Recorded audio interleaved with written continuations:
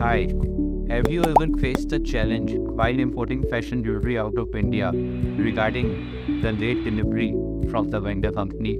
This is Ramnik Chawla from Fashionite, where fashion is our profession since last 25 years, and we are the experts in our field.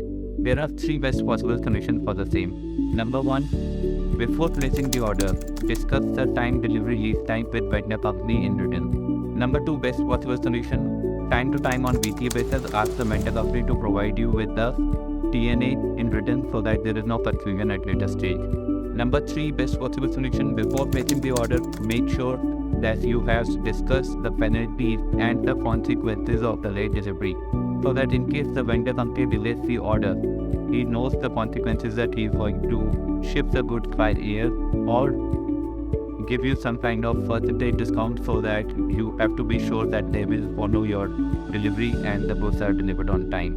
Once again, this is Ramnik Chawla signing off. See you in my next video. Thank you.